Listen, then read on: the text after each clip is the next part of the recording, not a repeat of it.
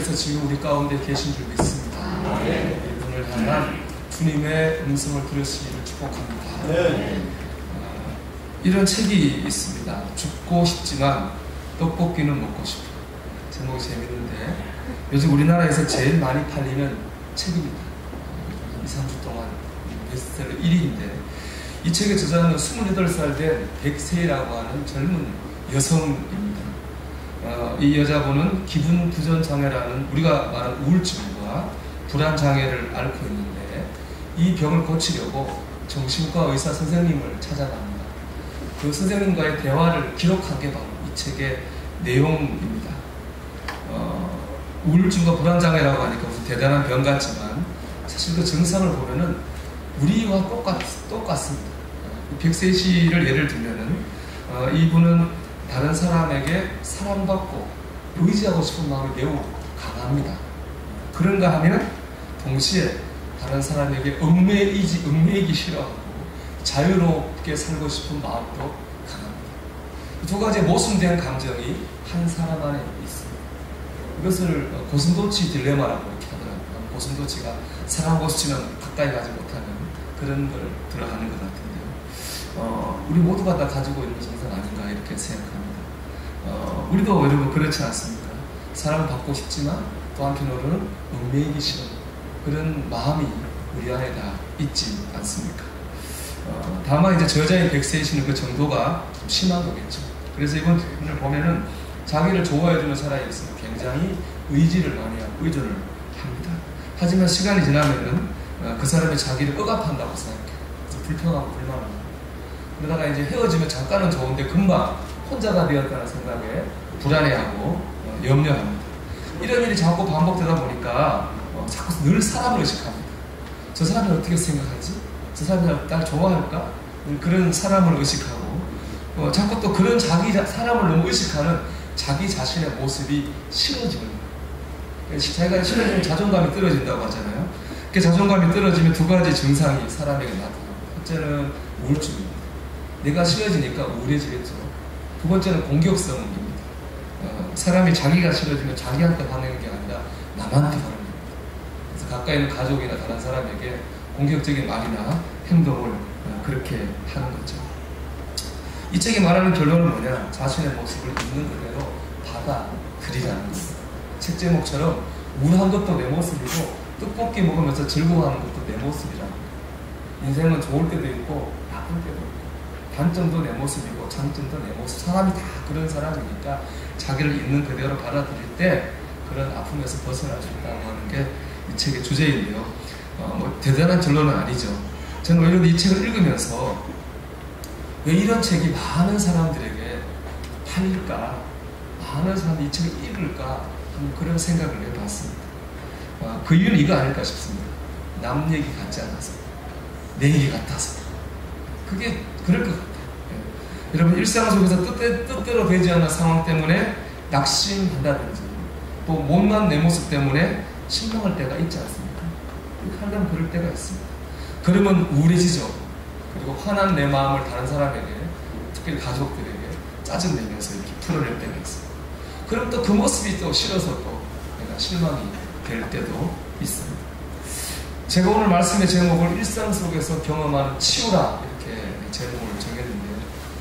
하나님의 치유는 큰 병을 만났고 큰 사고를 당하고 그럴 때만 필요한 게 아닙니다.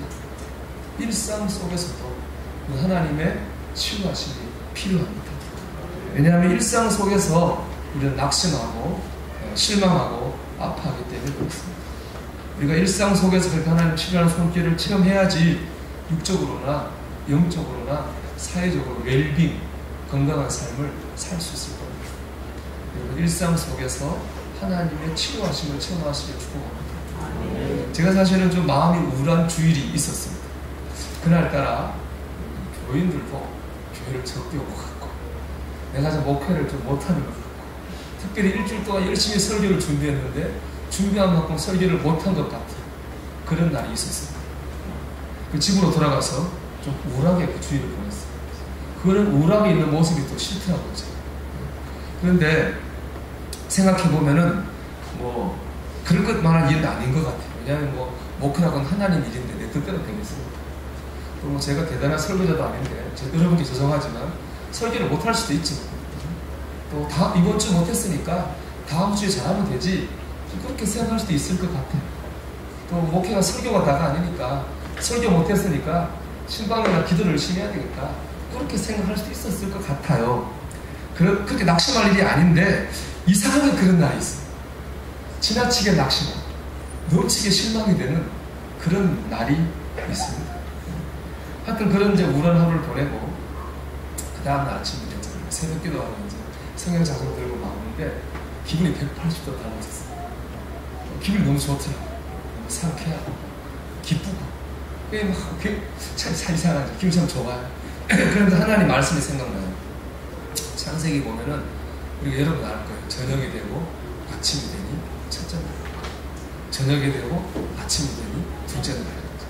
하나님 보시기에 좋아요. 우리가 세상에서 시간 어떻습니까, 여러분? 아침에서 밤으로 흘러가잖아요. 환한 아침에서 어두운 밤으로 흘러갑니다. 그런데 성경의 시간은 달라요. 성경의 시간은요, 어두운 밤에서 환한 아침으로 나아갑니다. 성경이 말하는 시간의 순서와 세상의 시간의 순서가 다르죠. 아마 이건 이렇게 해석할 수 있을 것 같아요. 세상의 시간은 여러분, 빛에서 어둠으로 흘러갑니다. 태어나서 젊고 팔팔할 때는 좋지만, 영원할 것 같지만 때가 되면 늙고 아프고 병들고 그리고 죽습니다. 빛에서 어둠으로 올라갑니다. 하지만 믿음의 시간은 달라요. 어둠에서 빛으로 나아갑니다. 우리가 이 땅에서 고난을 당하고 시련을 만나고 심지어 죽임을 당한다 할지라도 그 고난이 끝이 아닙니다. 그 시련이 끝이 아닙니다. 그 죽음도 끝이 아닙니다.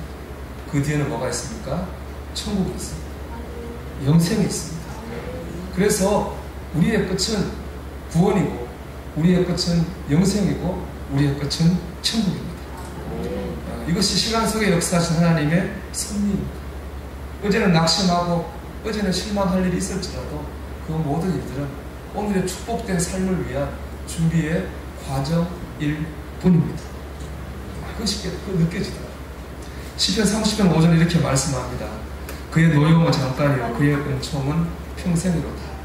저녁에는 울음이 깃들을지라도 아침에는 기쁨이 오리로다. 이 말씀들이 깨달아지면서 이런 생각과 마음을 부어주시는데 얼마나 감사합니다. 그 전날 있었던 낙심과 우울이 다 없어지고 기쁨과 평안이 회복되는 것을 체험했습니다. 그리고 하나님은 일상 속에서 우리의 몸과 우리의 마음을 치유하십니다. 회복시키시고 건강하게 하십니다. 그래서 우리는 일상 속에서 하나님의 치유를 체험하며 살아야 됩니다. 그러기 위해 제일 중요한 게 있습니다. 하나님께 나와야 됩니다. 하나님께 나와야지 그 은혜를 체험합니다. 바꿔 말하면 제일 나쁜 게 뭘까요, 여러분? 혼자 있는 겁니다. 아픈데 혼자 낙심인데 혼자 고립되어 있는 겁니다. 또 혼자 힘으로 뭘 해결해 보려고 하는 겁니다. 내 힘으로 그런 실망과 낙심에서 벗어나려고 하는 겁니다. 그래서는 안 됩니다. 여러분 생각해 보십시오. 여러분 아플 때 어디 갑니까? 병원 가잖아요. 의사 선생님 찾아가지 않습니까? 자기 집에서 혼자 자기 힘으로 치료하는 사람은 없습니다. 마찬가지죠. 우리가 아프고 영적으로 힘들면 하나님께 가야죠. 하나님, 나 여기가 이렇게 이만큼 아파요 라고 주님께 말씀드려야죠. 그럴 때 치유의 은혜를 입지 않겠습니까? 여러분 주님 앞에 나 가서 내가 이렇게 아프다고 드러내야 될 줄 믿습니다. 오늘 본문을 보면 소경 거지 바디메오가 예수님께 치유받는 그런 말씀이거든요. 이 말씀에서 이 바디메오가 제일 잘한 게 있습니다. 뭐냐? 주님께 나아갔다고 합니다. 여리고라고 하는 동네에서 이제 주님이 사역하고 여리고를 나가시는데 그 나가는 길에 소경 바디메오가 있었는데 예수님이 오신다는 얘기를 듣고 소경 바디메오가 소리 질렀습니다. 다윗의 자손 예수여, 나를 불쌍히 여기소서. 이렇게 소리 질렀어요. 예수님, 내가 여기 아파요. 내가 여기 있어요. 하고 예수님께 나아갔습니다. 주님을 의지했습니다. 그래서 결국에는 그의 눈이 떠지고 치유받는 은혜를 경험했습니다. 여러분 혼자 있지 마십시오.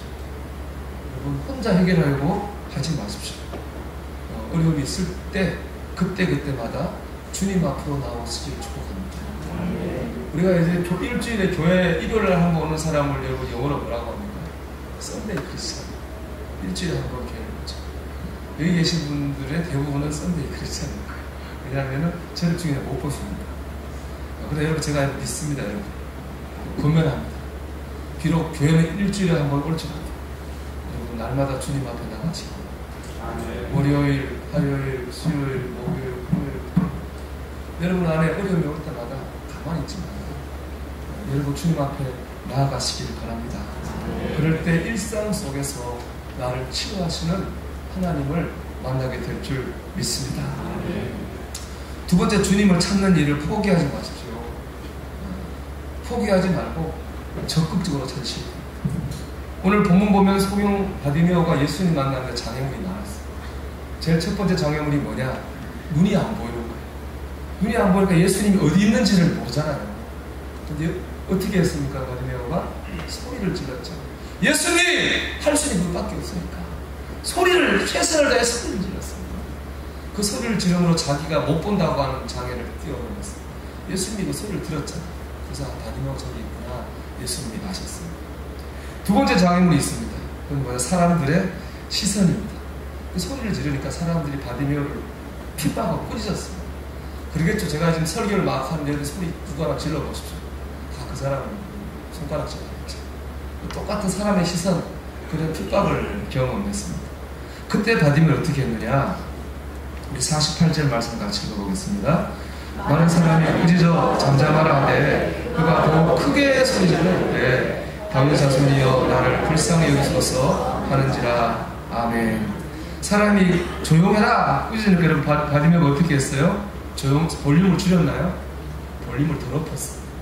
더 크게 소리 질렀습니다. 이 말은 뭐예요? 사람들의 시선 따위는 신경 쓰지 않았다. 사람의 말 따위는 신경 쓰지 않았습니다. 주님만 바라보고 나갔습니다. 사람의 시선이라고 하는, 평가라고 하는 장애물을 뛰어넘었습니다. 그때 주님이 바디메오를 불렀죠. 너 이리 와라. 이 바디메오가 하나님의 치유를 체험했습니다. 하나님을 만나는 일은 그렇게 쉽지 않습니다. 기도를 응답받고 하나님께 축복받는 일이 그렇게 간단하지 않습니다. 고비를 넘어야 돼요. 어려움을 이겨야 됩니다. 분명히 거기에는 장애물이 있고 방해가 있습니다. 그래서 뭐 성경을 보십시오. 기도가 응답받았다는 말 성경이 없어요. 뭐가 응답받냐? 간구가 응답받았다고 했어요. 어디도 기도 응답받았다는 말 없고 간구했더니 응답하셨다고 했어요. 간구했다는 말은 뭡니까? 간절히 기도했다는 거예요. 여러분, 그런 간구, 그런 간절한 기도, 장애물을 뛰어넘는 그런 주님 앞에 나아갈 때 하나님 역사가 있게 될 줄 믿습니다. 여러분, 그러니까 포기하지 마세요. 우리가 장애물이 밖에서도 이 사람처럼 올 수 있지만 안에서도 와요. 왜 기도했는데 그런 일이 안 일어나지? 그런 일이 있을 수도 있어요. 그리고 그럴 때도 포기하지 말고 하나님 앞으로 나아가시길 바랍니다. 결단이 필요합니다. 제가 예전에 제자훈련 한 그룹을 인도한 적이 있었습니다. 3달 동안 제자훈련을 하고 마지막 시간에 여러분 제자훈련 3달 했는데 여러분 안에 어떤 변화가 일어났습니까? 변화가 일어났다면 나눠볼까요? 그랬더니 한 분이 그러더라고요. 목사님, 제 안에 큰 변화가 일어났어요. 제가 이제 밥 먹을 때 기도를 하게 됐어요. 그게 하더라고요. 저는 갸우뚱하다가 깨달았습니다. 이게 밥 먹을 때 식사기도 한번 하는 거에도 용기와 결단이 필요하구나. 여러분 그렇습니다. 식사기도 한번 하는데 용기와 결단이 필요하고 사람들을 치는 시간이죠. 하물며 주님 앞에 고침받는 일에 그냥 되겠습니까? 용기가 필요하고 결단이 필요합니다. 포기하지 말고 주님 앞에 나아가십시오. 주님을 찾고 찾으십시오. 이때 일상에서 하나님이 치유하신 은혜를 체험하게 될 줄 믿습니다. 무엇보다 꼭 그래야 될 이유가 본문에 나옵니다. 우리가 나가야 될 이유, 기도해야 될 이유가 본문에 나와요. 그건 뭐냐? 주님이 가까이 계시기 때문입니다. 우리가 보통 주님이 나와 함께 계신다는 말을 많이 하죠. 주님 나와 함께 계신데 어디에 계신지, 어느 만큼 가까이 계신지는 잘 모르죠. 보잖아요. 오늘 본문에 보면은 주님이 우리에게 어느 정도 거리에 있는지를 우리에게 말씀합니다. 오늘 본문 말씀 보면 주님이 어느 정도 거리에 계십니까? 일부 예배 다 잘 하시던데, 내가 부르시면 들을 수 있는 거리에 있어요. 그치? 오늘 본문 소경 바디메오가 주님 하고 부르시니까 주님이 그 부르시면 어떻게 하셨어요? 들으셨죠. 그리고 주님이 우리가 부르시면 들으시는 거리에 있어요. 우리가 기도하면 들으실 수 있는 거리, 거기에 주님이 계십니다. 그러니까 우리 기도가 헛되지 않는 거예요. 만약 그렇지 않다면, 주님 너무 멀리 계셔서 내 기도를 듣지 못하신다면 우리의 기도가 허공을 치는 메아리밖에 될 수 없을 거예요. 주님은 우리가 찾으면, 우리가 부르면 들으실 수 있는 그 자리에 주님이 계십니다. 그래서 우리 기도가 헛되지 않고 우리의 부르심이 헛되지 않은 것입니다. 주님이 우리의 기도를 들으십니다. 그래서 우리는 포기하지 않고 부르짖고 기도하고 나가야 될 줄 믿습니다. 나태주라고 하는 시인의 하나님은이라는 시에 이런 구절이 있습니다. 하나님은 고물 수성공, 집집마다 방문하여 망가진 고물을 고칩니다. 하나님은 무위촌 약사, 약 없는 마을마다 찾아다니며 아파하고 신음하는 사람들을 돌보는, 이런 시가 있거든요. 저는 일상 속에서 우리가 고물 수성공인 하나님을 만나야 된다고 생각합니다. 그냥 우리의 삶이 그렇게 고장날 때가 있습니다. 우리의 삶의 기능이 회복되려면 고물을 고치는 수성공 하나님을 만나야 될 줄 믿습니다. 또 일상 속에서 무위촌 약사인 하나님을 만나야 됩니다. 왜냐하면 세상의 약으로 고칠 수 없는 상처가 우리에게 올 때가 있기 때문에 그렇습니다. 여러분, 이 예배 시간이 또 이 한 주간이 일상 속에서 내 몸과 내 마음과 내 삶을 치유하시는 하나님을 만나는 그 장이 되기를 주님의 이름으로 축원합니다. 우리 같이 찬송할까요? 찬송가 471장을 찬송하겠습니다.